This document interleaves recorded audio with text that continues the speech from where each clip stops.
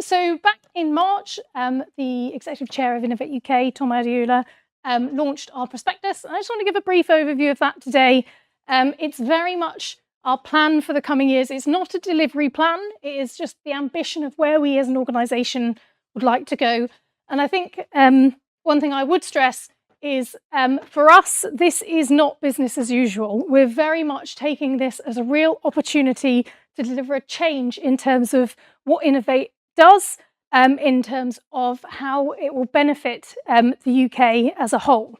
So we've kind of come to this by looking at where innovation in the UK is at the moment, where policy in the UK is at, and also I think reflecting where Innovate UK has the opportunity to really deliver a greater impact for businesses within the country and crucially for the governmental growth ambition.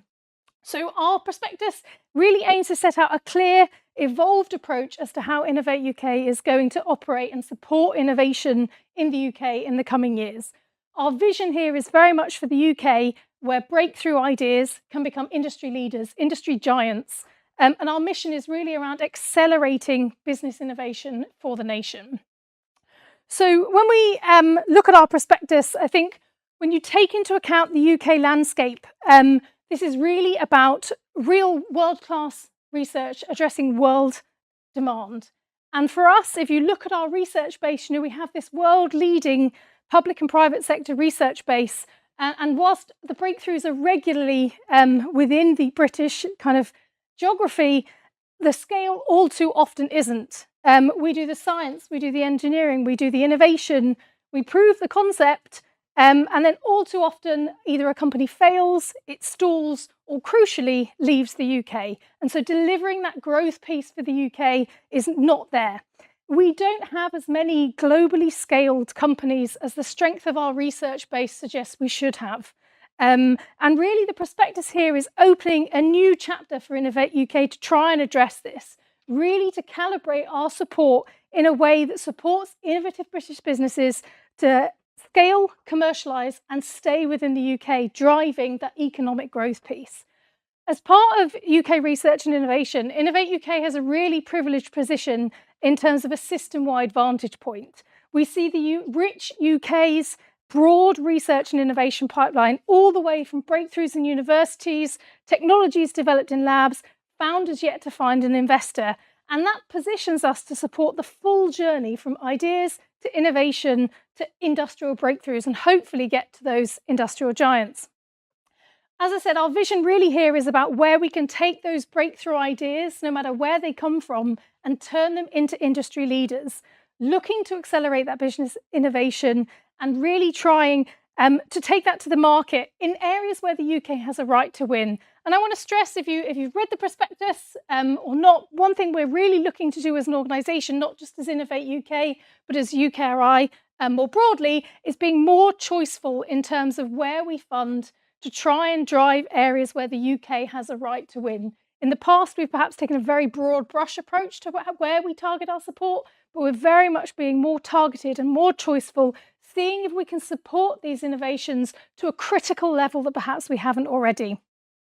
So in terms of what this really what we offer, when you look at Innovate UK's data, a kind of a trend emerges. So for those businesses where, for want of a better expression, we touch once and then we move on, funding a project, versus those where we continue to be by their side on their innovation journey, you start to see a trend that for those where we've been at their side, they very much tend to outperform those that only, get touched once. We fund a project here or a project there.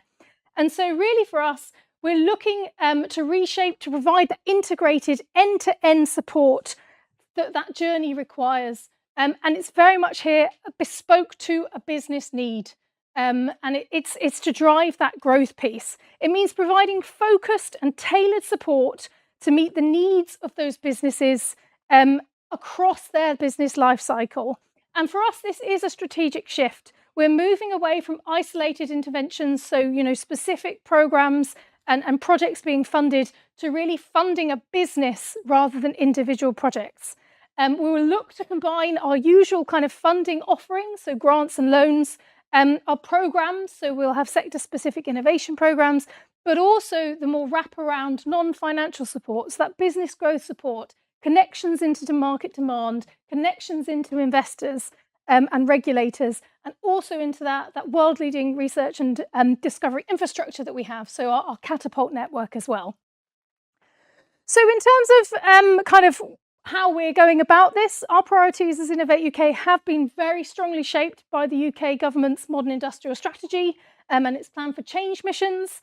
It's very much a blueprint for each sectoral and technology priorities that we're looking to follow. And as I said, where the UK has a genuine right to win, where the UK research and innovation is at its strongest, and also where the global opportunities are their largest as well. And also where the Innovate UK contribution can really catalyse that difference and make an impact on those businesses. This is about trying to back the right thing in the right way and aligning to the industrial strategy. Really, the aim here is it provides strong conditions for growth. We have coordinated public support in the wider ecosystem. It's not just Innovate UK or UKRI, and really thinking about that pathway to scale piece. So, following an analysis of kind of the Innovate UK value add, thinking about market dynamics, our experience and expertise as an organisation, and as I said, that genuine right to win, and we will focus on 6 of the 8 industrial strategy priority sectors.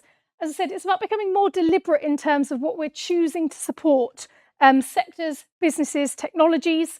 I'll just stress that I appreciate we are at an AI event, so AI will be covered under the digital and technologies part of our programme. If you are, and I'm conscious of some of the businesses I've seen today, if you are sitting in that professional business financial services space and you're like, oh no, we're not supported, can I please provide some reassurance that's not the case? It sits within our frontier technologies. If you are developing, for example, using an AI-based platform to develop within those financial professional business services, that's not to say that you aren't eligible within our framework. It's just less perhaps front and centre than it has been in the past. So kind of key to our process here is very much around this model, which it's got these arrows on. The idea here being funneling you towards a giant, but I appreciate it's not necessarily the clearest what the arrows provide. But the idea here is very much providing you as innovators with the support, validation and connections and critical pathways to get that growth piece. Our focus will be very much around dynamic tracking of the UK's most promising deep and hard tech businesses, and stepping into support where we can make a biggest difference, but also crucially stepping back when perhaps private investment might be better placed to provide that support. So we'll do this with this model, as I mentioned.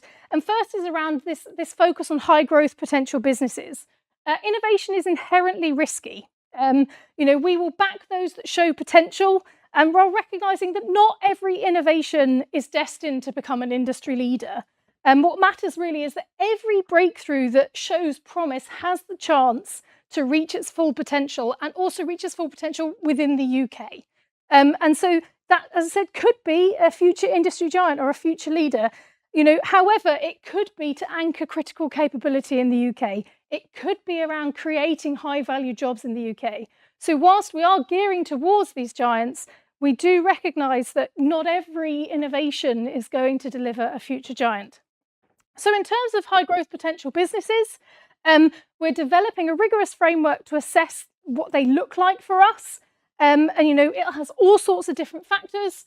You can see signals of potential. So that's the idea, that's the team, that's whether the technology is credible, whether there is both a clear market nationally, but also internationally.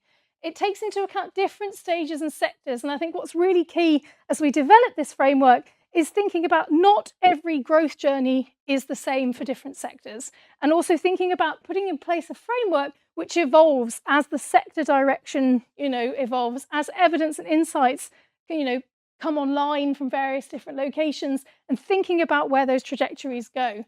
But really thinking here is about where we can support high growth potential businesses, where there is a strong potential to drive growth and create that growth for the UK. And really, as I said, where Innovate UK is also best placed to support that. There will be parts of the innovation economy where Innovate UK funding won't actually add a great deal of value And so we have to be, more choiceful in terms of where we're investing. The second part around this, and third part really, is once we've identified those businesses, is how we stay close to them. So we have new growth sector teams, and they've evolved from our domain teams that you may be familiar with. And they will hold a deep working knowledge of every significant company within their portfolio. They're not generalists, they're very much sector-specific technical and commercial insight experts.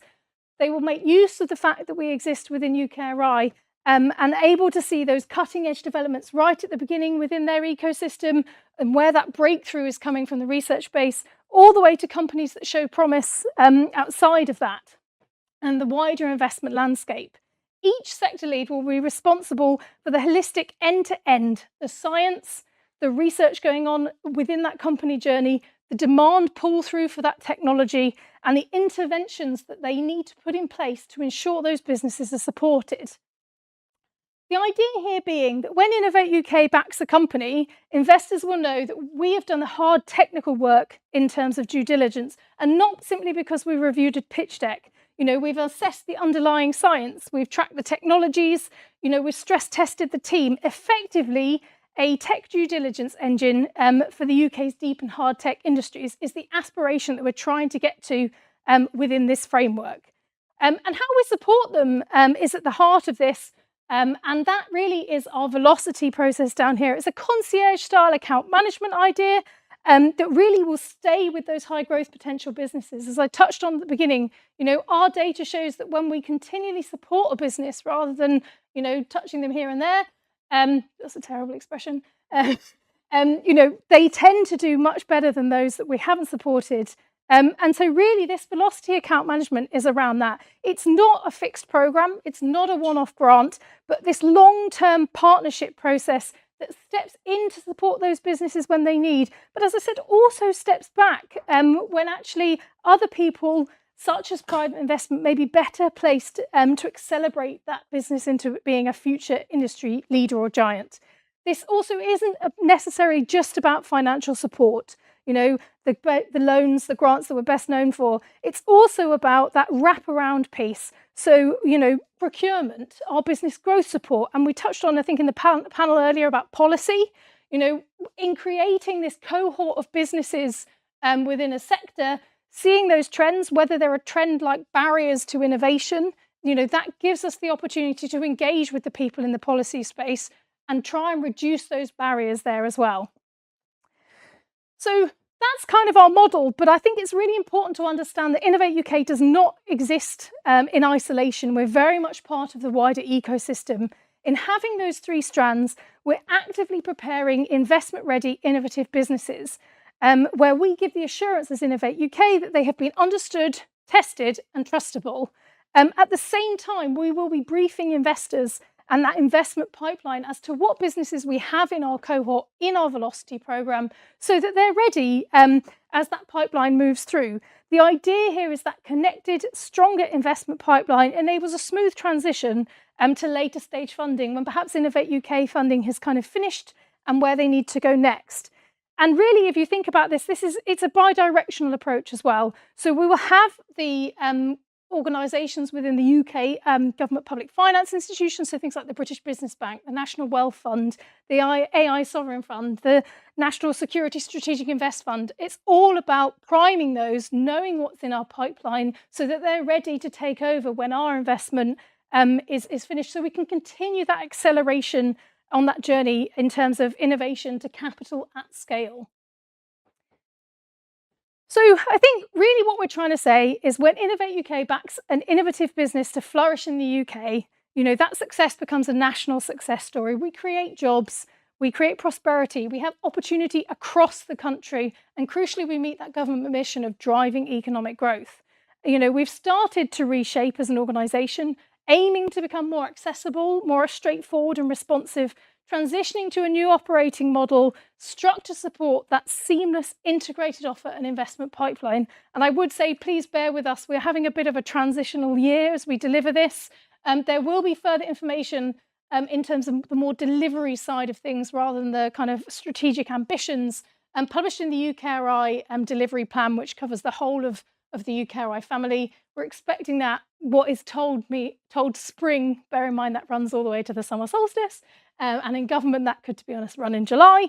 But really what we're hoping here is that once we organisationally get behind this, we're really investing in things to a critical mass to really allow them to reach their full potential. So if you are an ambitious, innovative business with a technology in those IS6 sectors specifically, we really do want to continue to support you, and we want to put in place these innovative, bespoke support for you to allow you to reach that. So I've kind of whistled through that because I'm conscious I am the last one of the day.